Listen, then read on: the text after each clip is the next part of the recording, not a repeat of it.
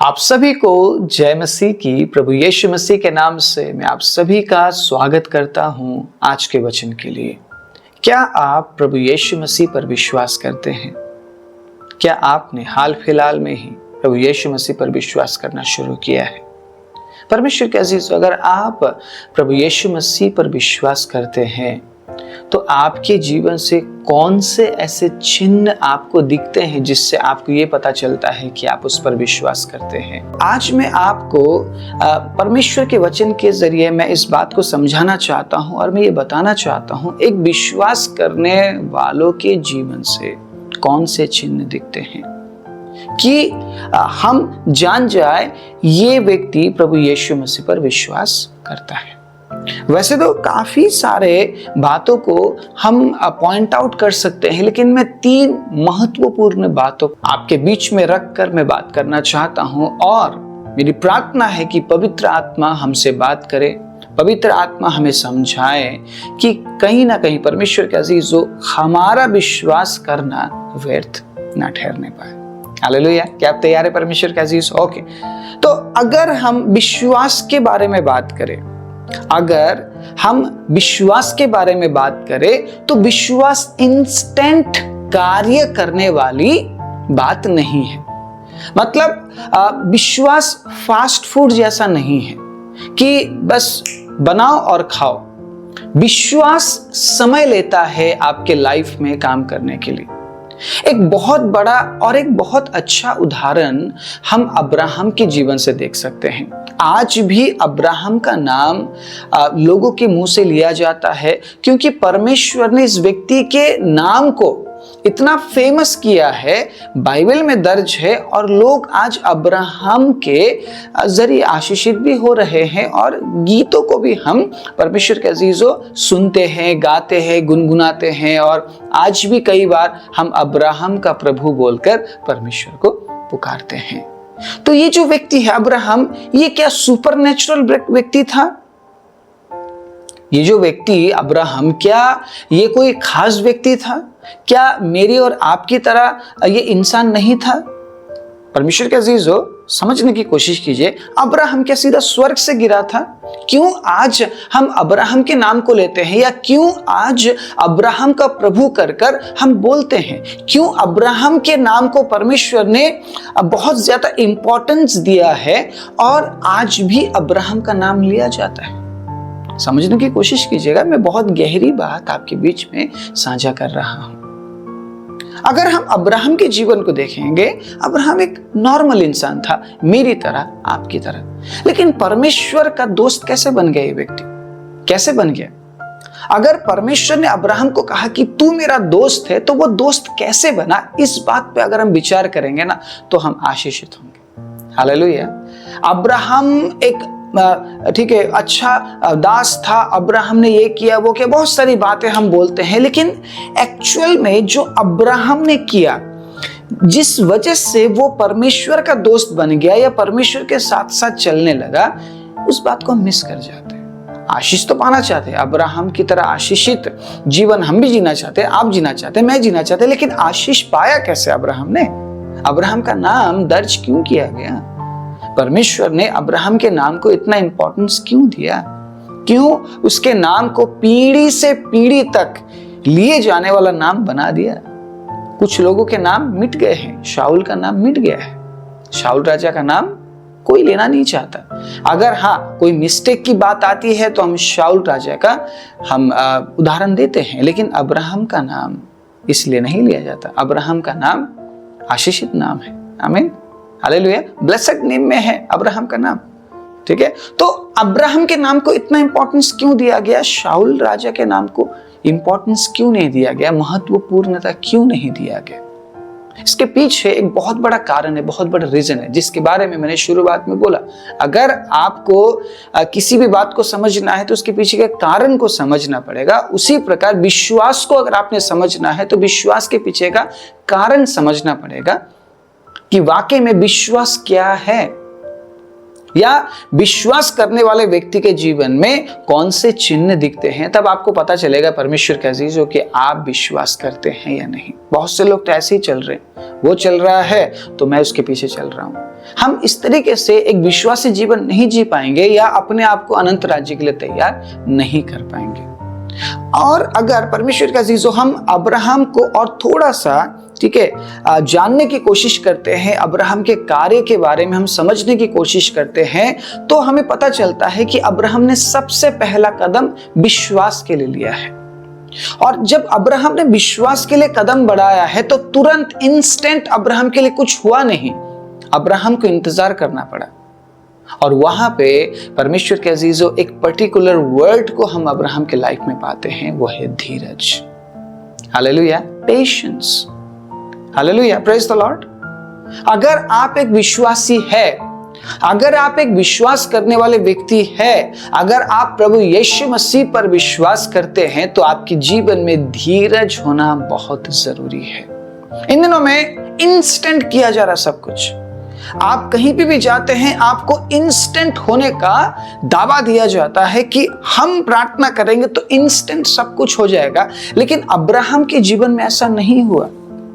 प्रभु यीशु मसीह ने कई बार कार्य करने के लिए समय लिया है। परमेश्वर के अजीजों, अगर आप एक विश्वासी जीवन जी रहे हैं तो कई बार आपके लाइफ में इंस्टेंट जल्दबाजी में कार्य नहीं होगा। प्रभु समय लेते हैं। प्रभु समय क्यों लेते हैं वो भी मैं बताऊंगा, क्योंकि परमेश्वर के अजीजों धीरज के पीछे एक बहुत बड़ा कारण छिपा हुआ है। प्रभु क्यों आपके जीवन में धीरज को उत्पन्न करना चाहता है, क्यों आपको धीरज में वो देखना चाहता है, क्यों वो आपको धीरजमय जीवन बिताते हुए देखना चाहते हैं, इसके पीछे एक बहुत बड़ा कारण है। और परमेश्वर के अजीजों उस कारण की वजह से शायद अब्राहम बना। हालेलुया। अब्राम से अब्राहम तक का जो सफर है वो धीरज में ही परमेश्वर के अजीजों पूरा हुआ है, धीरज की वजह से ही पूरा हुआ है।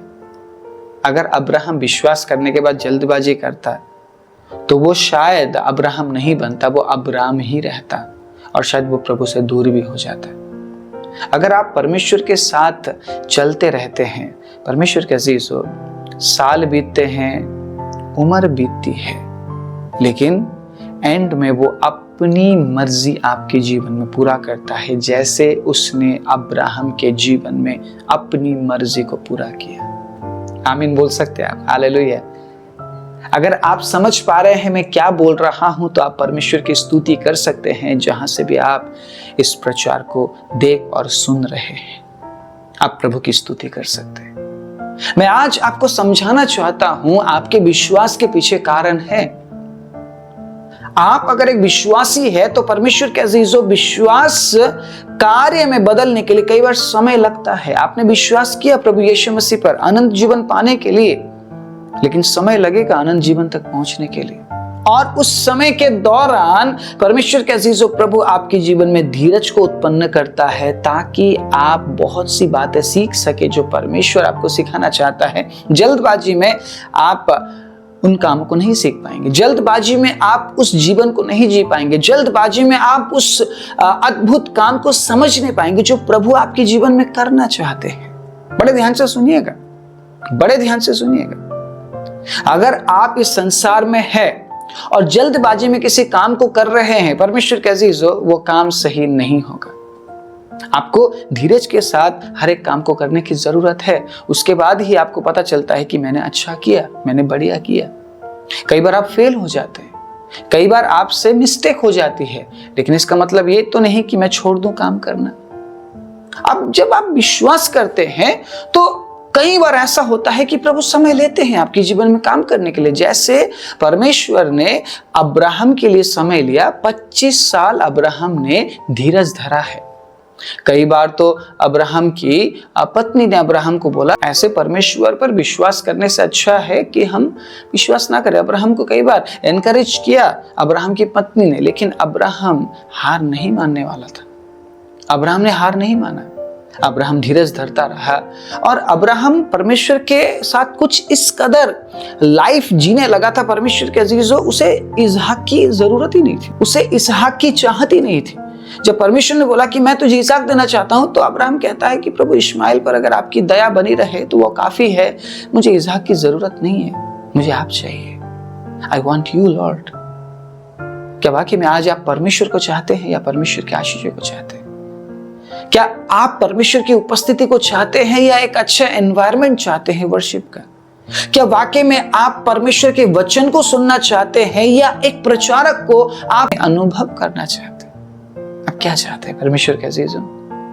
प्रभु आपको प्रॉमिस करता है कि मैं तुझे आशीष दूंगा, मैं तुझे बढ़ाऊंगा, मैं तेरे जीवन में बढ़ोतरी करूंगा। लेकिन क्या वाकई में आप परमेश्वर को चाहते हैं या सिर्फ उन आशीषों को जिनके बारे में परमेश्वर ने आपसे प्रॉमिस किया?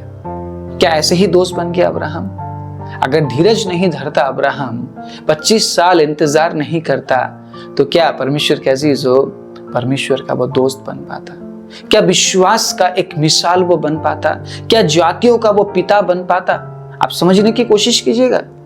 बहुत ही ज्यादा पॉजिटिव होकर इस प्रचार को आपको समझना पड़ेगा, क्योंकि एक विश्वास करने वाला व्यक्ति अगर धीरज नहीं धरता है कि पास्टर जी ये हो नहीं रहा, ये कब होगा, वो कब होगा, जल्दबाजी में आप कुछ भी अच्छा नहीं कर पाएंगे। जल्दबाजी में बनाया गया खाना जल जाता है और वो खाने लायक कभी नहीं रहता। जल्दबाजी में किया गया काम कभी अच्छा नहीं होता और प्रभु जानता है इस बात को। इसीलिए परमेश्वर ने धीरज को हमारे जीवन में उत्पन्न किया है। वो चाहता है कि हम परमेश्वर के अजीजों धीरज में उसके साथ बने रहे। और धीरज परमेश्वर के अजीजों पवित्र आत्मा का फल भी है। हालेलुया। धीरज पवित्र आत्मा का फल है। आत्मा के 9 फलों में से एक फल है धीरज। तो हर एक विश्वास करने वाले व्यक्ति के अंदर धीरज होना बहुत जरूरी है, क्योंकि उसी समय के दौरान प्रभु आपको तैयार करता है। जब आप धीरज में परमेश्वर के अजीजों लाइफ जीते हैं, धीरज में प्रभु के साथ चलते हैं, तो प्रभु को मौका मिलता है आपके जीवन में कार्य करने का और आप एक धीरजवान व्यक्ति बनते हैं। और प्रभु चाहता यही है कि आप जल्दबाजी ना करें। प्रभु यही चाहता है कि आप हर एक काम को जल्दबाजी में ना करें। अगर आप प्रार्थना कर रहे हैं तो आप जल्दबाजी में ना करें। अगर आप बाइबल पढ़ रहे हैं तो आप जल्दबाजी में ना पढ़ें। अगर आप सेवा कर रहे हैं तो जल्दबाजी में ना करें। बहुत से लोग कलीसिया को बस यूं बढ़ाना चाहते हैं कि बस कलीसिया शुरू करो और वो बस हजारों लाखों लोगों में तब्दील हो जाए। इतना आसान थोड़ी ना है, इतना आसान थोड़ी ना है परमेश्वर के अजीजों। प्रभु तो आज पूरी दुनिया को बदल सकता है, अभी इसी वक्त पूरी दुनिया को बदल सकता है। वो क्यों नहीं बदल रहा? क्योंकि उसके अंदर धीरज है परमेश्वर के अजीजों, और वो सब कुछ सिस्टमैटिकली ऑर्डर के हिसाब से करना चाहता है। प्रभु अपने सिस्टम को नहीं बदलेगा। प्रभु ने जो सिस्टम बनाया है, जो सिस्टम क्रिएट किया है, उस सिस्टम को प्रभु नहीं बदलेगा। और सिस्टमैटिकली परमेश्वर हर एक कामों को एक के बाद एक कर रहे हैं अपने हिसाब से, जैसा वो चाहते हैं। अगर प्रभु के अंदर धीरज है तो हमारे अंदर क्यों नहीं? हमारे अंदर क्यों नहीं परमेश्वर के अजीजों? अगर आज हम जल्दबाजी करते हैं, नुकसान हमारा है। नुकसान हमारा है कि हम अपने आप को जांच नहीं रहे हैं, क्या वाकई में मैं आज भी विश्वासी हूं? बहुत से लोगों के ऊपर तो डाउट है, क्योंकि उनके अंदर धीरज खत्म हो चुका है। हर एक काम को बहुत जल्दबाजी में करना चाहते हैं और इसी समय पता चल जाता है कि एक विश्वासी जीवन जी रहा है या नहीं, क्योंकि एक विश्वासी के अंदर ये चिन्ह दिखता है कि वो धीरज धरने वाला व्यक्ति होता है। मैं एक वचन आपके बीच में रखना चाहूंगा, याकूब 1 अध्याय उसके 2 आयत से बड़े ध्यान से सुनिएगा। हे मेरे भाइयों, जब तुम नाना प्रकार की परीक्षाओं में पड़ो तो इसको पूरे आनंद की बात समझो, यह जानकर कि तुम्हारे विश्वास के परखे जाने से धीरज उत्पन्न होता है। पर धीरज को अपना पूरा काम करने दो कि तुम पूरे और सिद्ध हो जाओ और तुम में किसी बात की घटी ना रहे। मैं अगर आज आपसे पूछूं क्या आप परफेक्ट बन चुके हैं, तो आप क्या बताएंगे मुझे? क्या जवाब होगा आपका? आप में से कितने लोग परफेक्ट हैं? कमेंट में आप लिख सकते हैं कि मैं परफेक्ट हूं बोलकर। अगर आप परफेक्ट हैं तो हर क्षेत्र में क्या परफेक्ट है? क्या कोई प्रचारक परफेक्ट है?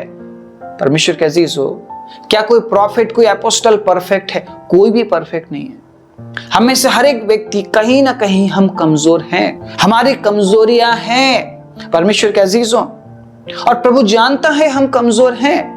इसीलिए धीरज में परमेश्वर के अजीज वो हमें उस कमजोरी से निकालना चाहता है। हाँ, वो जानता है इस संसार में हम परफेक्ट नहीं बन सकते हैं, लेकिन कहीं ना कहीं परमेश्वर के अजीजों, हम अपने आप को बेहतर तो बना सकते हैं। आप खुद विचारिए, पहले आप कितना पाप करते थे, आज आप कितना पाप करते हैं? क्या चेंजेस है पहले और आज के लाइफ में?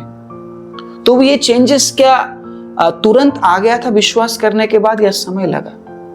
मैं आपसे बात कर रहा हूं परमेश्वर के अजीजों, मैं जस्ट एक वीडियो रिकॉर्ड नहीं कर रहा हूं, मैं आपसे बात कर रहा हूं। समझिए इस बात को। मुझे बताइए कि पहले और अभी में कितना फर्क है।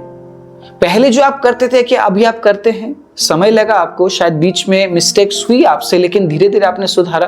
किस वजह से हुआ? धीरज की वजह से।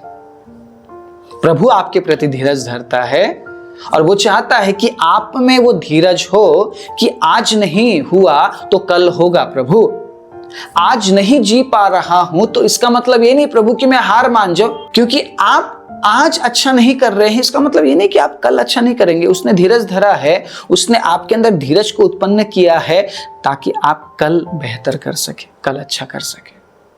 समझिए इस बात। एक विश्वास करने वाले के अंदर अगर धीरज ना पाई जाए तो वो एक विश्वासी नहीं है। किसी भी क्षेत्र से वो एक विश्वासी नहीं है। अगर आप एक विश्वासी है, प्रभु यीशु मसीह पर अगर आप विश्वास करते हैं और अगर आपके अंदर धीरज नहीं है परमेश्वर के अजीजों, तो फिर समझना पड़ेगा इस बात को। सोचिए इस बात को परमेश्वर के अजीजों कि आप एक विश्वासी नहीं है। समझ आ रहा है आपको? मैं जो बताने की कोशिश कर रहा हूं, विश्वास करने वालों के अंदर कौन से चिन्ह दिखेंगे? सबसे पहला है धीरज। ओके, दूसरा चिन्ह, अगर मैं एक विश्वासी हूं या अगर आप एक विश्वासी है, हमारे अंदर विश्वास योग्यता होना बहुत जरूरी है, फेथफुलनेस। अगर मैं धीरज के बारे में बात करता हूं तो अब्राहम एक बहुत ही ग्रेट एग्जाम्पल है। हालेलुया। एक बहुत ही पुख्ता सबूत है अब्राहम के जीवन से हमें मिलता है कि अब्राहम ने धीरज धरा है। वेटिंग, ठीक है, वेटिंग में क्या होता है? धीरज धरना होता है। इंतजार किया है अब्राहम ने और पूरे 100 साल अब्राहम परमेश्वर के साथ चला है, धीरज के साथ चला है। कई बार शायद अब्राहम ने प्रार्थना किया और नहीं हुआ, प्रभु ने नहीं किया, लेकिन इसका मतलब ये तो नहीं कि उसने प्रभु को छोड़ दिया या उसने प्रभु पर दोष लगाया। वो उन कामों को करता रहा, प्रभु के पीछे चलता रहा। परमेश्वर के अजीजों, एक अच्छा सेवक बनकर परमेश्वर के अजीजों इंतजार करता रहा, प्रभु के साथ चलता रहा, विश्वास योग्य बना रहा। सो अगर हम विश्वास योग्यता के बारे में बात करते हैं तो यूसुफ एक बहुत बड़ा उदाहरण है, बहुत बड़ा उदाहरण है और एक बहुत अच्छा लाइफ यूसुफ ने जिया है। परमेश्वर के अजीजों, विश्वास योग्य अगर एक व्यक्ति बना है तो वो है यूसुफ। यूसुफ जानता था कि कमरे के अंदर भी परमेश्वर मुझे देख रहा है। यूसुफ जानता था कि कार्य करते वक्त भी प्रभु मुझे देख रहा है। यूसुफ जानता था कि जेल के अंदर भी प्रभु मुझे देख रहा है। मैं तो कभी प्रभु से छिप ही नहीं सकता। जिस प्रकार दाऊद कहता है, प्रभु अगर मैं आकाश में चढ़ जाऊं, प्रभु वहां पे भी आप हैं। प्रभु अगर मैं समंदर में चला जाऊं, प्रभु वहां पे भी आप है। प्रभु अगर मैं तूफानों से घिर जाऊं, पिता वहां पे भी आप है। मैं कहीं भी छिप नहीं सकता हूं प्रभु, आपने मुझे घेर रखा है। मैं कहां जाऊं, मैं कहां छिपूं? और ये बात परमेश्वर के अजीजों यूसुफ जानता था। यूसुफ जानता था कि मैं प्रभु से कभी छिप नहीं पाऊंगा, इसीलिए वो पापों से बचता रहा। धांधली कर सकता था, वो धोखा दे सकता था, व्यभिचार कर सकता था, लेकिन यूसुफ जानता था कि परमेश्वर मुझे देख रहा है, परमेश्वर मुझे जांच रहा है, तो मुझे विश्वास योग्य तो बनना पड़ेगा। क्या वाकई में आज हम विश्वास योग्य लाइफ जी रहे हैं? क्या जो काम प्रभु ने हमें दिया है उस काम के प्रति क्या हम विश्वास योग्य हैं? जो पैसा प्रभु ने हमें दिया है क्या उस पैसे के प्रति हम विश्वास योग्य हैं? जो लाइफ प्रभु ने हमें दिया है क्या उस लाइफ के प्रति विश्वास योग्य है? परमेश्वर के अजीज, जो परिवार प्रभु ने हमें दिया है उस परिवार के प्रति क्या हम विश्वास योग्य है? जो जॉब प्रभु ने हमें दिया है उस जॉब के प्रति क्या हम विश्वास योग्य है? अगर यूसुफ का औधा बड़ा है, यूसुफ अगर एक अच्छे पोजीशन में पहुंचा है तो उसके फेथफुलनेस की वजह से। प्रभु ने देखा, प्रभु ने अलग अलग जगहों में परमेश्वर के अजीज यूसुफ को रखा ये देखने के लिए क्या ये व्यक्ति विश्वास योग्य लाइफ जिएगा, क्या एक फेथफुल लाइफ ये जिएगा? और यूसुफ ने प्रूव किया, यूसुफ ने जेल के अंदर भी प्रूव किया, यूसुफ ने पोतीफर की पत्नी के कमरे के अंदर भी प्रूव किया, यूसुफ ने उन तमाम बगीचों में भी प्रूव किया जहां पे यूसुफ को रखा गया था। जब यूसुफ दास के रूप में बेचा गया, यूसुफ ने परमेश्वर के अजीजों हर एक जगह में प्रूव किया कि वो एक विश्वास योग्य व्यक्ति है, विश्वास योग्य दास है, विश्वास योग्य बेटा है। और हम जानते हैं इस विषय के बारे में कि यूसुफ के जीवन से परमेश्वर के अजीजों बहुत से लोग आशीषित हुए, पूरा मिस्र देश आशीषित हुआ है। अगर आप फेथफुल लाइफ जीते, अगर आप एक विश्वास योग्य जीवन जीते हैं, एक विश्वासी बनकर परमेश्वर के अजीजों, अगर आप एक विश्वास योग्य जीवन जीते हैं तो आपसे वो आशीष दूसरों तक पहुंचेगी। हालेलुया। आपसे वो आशीष आपके परिवार तक पहुंचेगी। Praise the Lord. आपसे वो आशीष आपके बच्चों तक पहुंचेगी। आमीन। हालेलुया। आपसे वो आशीष आपके कलीसिया तक पहुंचेगी। एक व्यक्ति एक बहुत बड़ा बदलाव ला सकता है, लेकिन उस व्यक्ति को विश्वास योग्य होना बहुत जरूरी है। उस व्यक्ति को विश्वास योग्य होना बहुत जरूरी है। प्रकाशित वाक्य 2 अध्याय उसके 10वें आयत में क्या लिखा है? जो दुख तुझको झेलने होंगे उनसे मत डर, क्योंकि देखो शैतान तुम में से कुछ को जेल खाने में डालने पर है, ताकि तुम परखे जाओ, और तुम्हें 10 दिन तक क्लेश उठाना होगा। प्राण देने तक विश्वासी रहे तो मैं तुझे जीवन का मुकुट दूंगा। एक बहुत बड़ी बात यहाँ पर लिखी गई, हर एक विश्वासियों के लिए बताई गई है कि एक व्यक्ति अगर प्राण देने तक विश्वास योग्य रहता है, विश्वासी बना रहता है, तो जीवन का मुकुट उसे मिलेगा। आपका और मेरा विश्वास करने का मकसद जीवन के मुकुट को पाने का है। हालेलुया। प्रभु आशीष देता है, प्रभु चंगाई देता है, ये प्रभु की अच्छाइयां हैं, प्रभु का स्वभाव ऐसा है। लेकिन सिर्फ उन बातों के लिए हमने प्रभु यीशु मसीह को विश्वास नहीं किया है, प्रभु यीशु मसीह के पीछे नहीं चल रहे हैं। अगर हमने प्रभु यीशु मसीह पर विश्वास किया है तो जीवन के मुकुट को पाने के लिए, जीवन को पाने के लिए परमेश्वर के अजीजों, और वो जीवन प्रभु इस पृथ्वी में नहीं बल्कि प्रभु उस युग में देना चाहता है जहां के लिए उसने हमें वायदा भी दिया है। वायदा दिया है नहीं परमेश्वर के अजीजों? प्रॉमिस दिया है नहीं? अगर आप प्रभु यीशु मसीह पर विश्वास करते हैं तो यूहन्ना 3:16 में आपके लिए क्या लिखा गया, मेरे लिए क्या लिखा गया है? परमेश्वर ने जगत से ऐसा प्रेम रखा कि उसने अपना इकलौता पुत्र दे दिया, ताकि जो कोई इस पर विश्वास करे वो नाश ना हो परंतु अनंत जीवन पाए। क्या पाए? क्या पाए परमेश्वर के अजीजों? चंगाई पाए, छुटकारा पाए, क्या पाए? अगर आप प्रभु यीशु मसीह पर विश्वास करते हैं तो प्रभु आपको अनंत जीवन देना चाहता है, और अनंत जीवन परमेश्वर के लिए सबसे महत्वपूर्ण बात है। चंगाई ठीक है, छुटकारा ठीक है, लेकिन अनंत जीवन सबसे इंपॉर्टेंट है परमेश्वर के लिए। प्रभु नहीं चाहता है कि आप चंगाई पाकर इस संसार में खो जाए। प्रभु नहीं चाहता है कि आप आशीष पाकर इस संसार में खो जाए।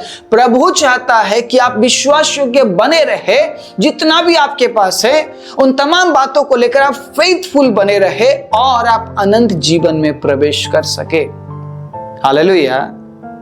स्वामी ने अपने दासों को, ठीक है, किसी को 2, किसी को 5, किसी को 1 तोड़ा देकर वो बाहर देश में चले गए और अपने दासों को बोला कि मेरे आने तक लेन देन करो और मुझे लौटाओ, मुझे डबल लाकर दो। जो फेथफुल थे, जो विश्वास योग्य थे, उन्होंने तो लेन देन किया, लेकिन एक अविश्वास योग्य व्यक्ति था, वो उस 1 तोड़े को लेकर बैठा हुआ था और उसने मिट्टी के अंदर गाड़ भी दिया। जब स्वामी वापस आए तो स्वामी ने लेखा लिया, जिसको 5 मिला था उसने 5 और दिए, जिसको 2 मिला था उसने 2 और दिए, और दोनों को ही विश्वास योग्य दास बोला गया है।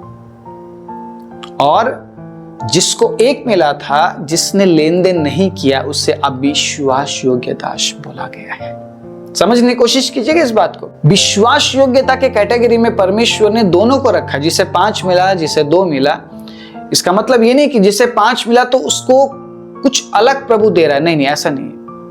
जिसको 5 मिला उसे भी विश्वास योग्य बोला गया, उसे भी ठीक है अनंत जीवन में स्वागत किया गया, और जिसे 2 मिला परमेश्वर के अजीजों, उसे भी विश्वास योग्य बोला गया और अनंत जीवन में स्वागत किया गया। प्रभु चाहता है कि आपको अनंत जीवन मिले, और अनंत जीवन पाने के लिए हमें विश्वास योग्य बने रहना बहुत जरूरी है। एक विश्वासी के जीवन में अगर विश्वास योग्यता नहीं है तो फिर वो व्यक्ति विश्वासी नहीं है, वो यीशु मसीह पर विश्वास नहीं करता है। दूसरा चिन्ह, ठीक है।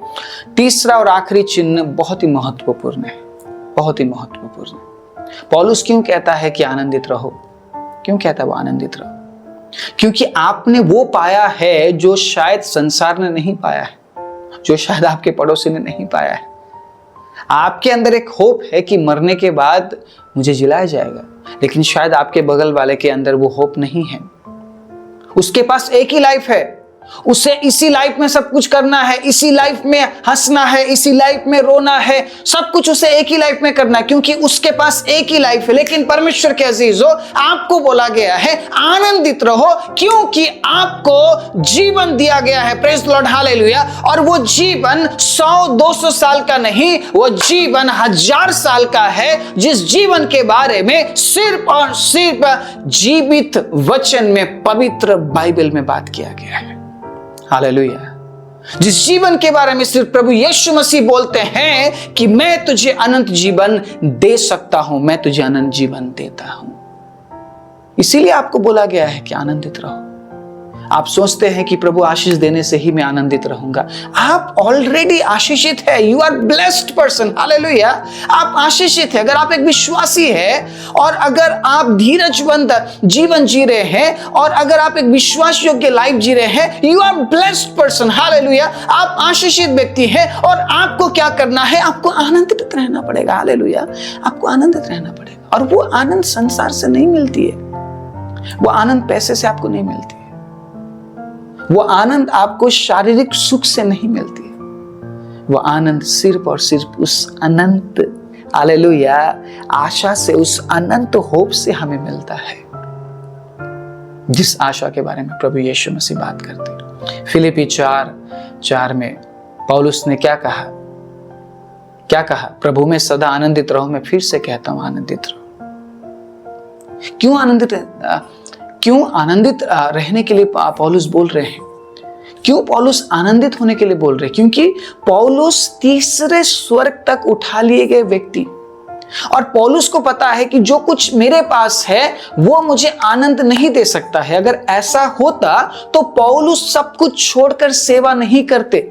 पौलुस कलीसियाओं को स्थापना करके छोड़कर आगे की ओर नहीं बढ़ते। इन दिनों में आपकी मिनिस्ट्री आपको आनंद देती है। आपके मिनिस्ट्री में अगर बढ़ोतरी है तो आप आनंदित होते हैं, और अगर आपकी मिनिस्ट्री में बढ़ोतरी नहीं है आप आनंदित नहीं होते। लेकिन पौलुस ऐसा नहीं था। पौलुस सेवा शुरू करता, किसी के हाथ में सौंपता और वो आगे की ओर बढ़ जाता।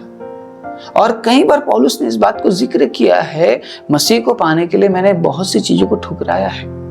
मैं संसारिक ज्ञान को मैं कूड़ा समझता हूँ, संसारिक चीजों को मैं कूड़ा समझता हूँ, ताकि मैं मसीह को प्राप्त कर सकूं।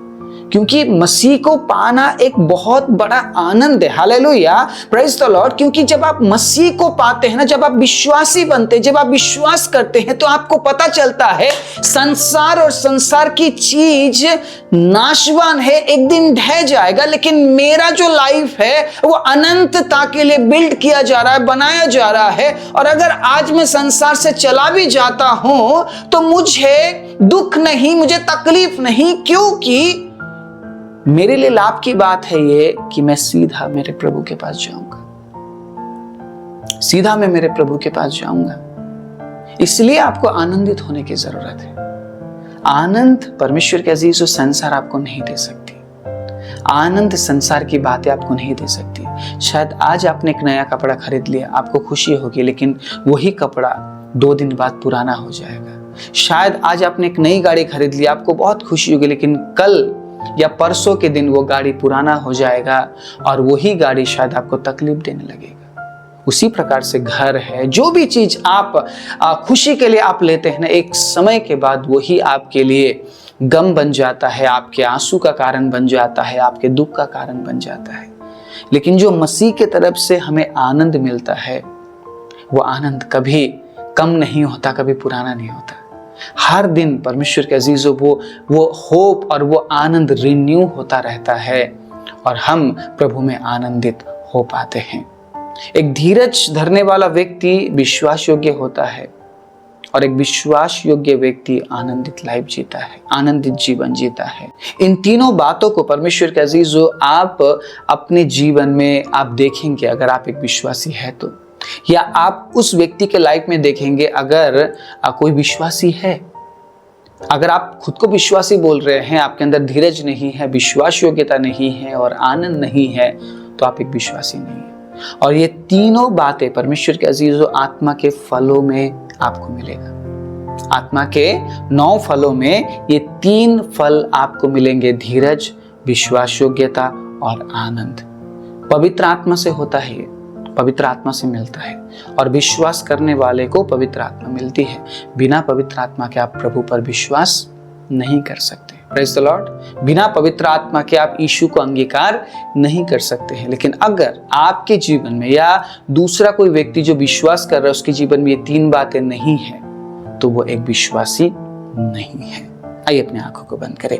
राजाओं के राजा, प्रभुओं के प्रभु, हम धन्यवाद देते हैं प्रभु कि आपने अपने वचन से प्रभु हमसे बात किया। पवित्र आत्मा आपकी उपस्थिति यहाँ पर थी पिता। जब मैं प्रभु आपके वचन से बोल रहा था प्रभु, मैंने आपके अद्भुत उपस्थिति को महसूस किया। वही उपस्थिति प्रभु आपके लोगों ने भी महसूस किया है करके मैं विश्वास करता हूँ। और होने दीजिए पिता, एक विश्वासी के जीवन से ये 3 चिन्ह दिखने पाए प्रभु, ताकि लोग प्रभु जान सके कि पिता हम कैसे परमेश्वर पर विश्वास करते हैं, हमारा परमेश्वर कौन है और हमारा परमेश्वर क्या कर सकता है। वचन सुनने वाले पर प्रभु आप अनुग्रह कीजिए और बहुत आज से आशीष और बरकत दीजिए। सारी महिमा तो आपको देते हुए प्रार्थना प्रभु यीशु मसीह के नाम से मांगते हैं, आमीन। प्रभु आप सभी को बहुत आज से आशीष दे। जाने से पहले इस चैनल को सब्सक्राइब जरूर कीजिएगा। अगर आपको प्रभु ने छुआ है, आज के वचन के जरिए अगर प्रभु ने आपसे बात किया है, तो वीडियो को जरूर लाइक कीजिएगा और अपने प्रियजनों के साथ जरूर साझा कीजिएगा। हमें आपके सहयोग की ज़रूरत है। इन तमाम कामों को करते हुए, चैनल को ज्वाइन करते हुए हमें सहयोग भी जरूर कीजिएगा। प्रभु आप सभी को बहुत आज से आशीष दे।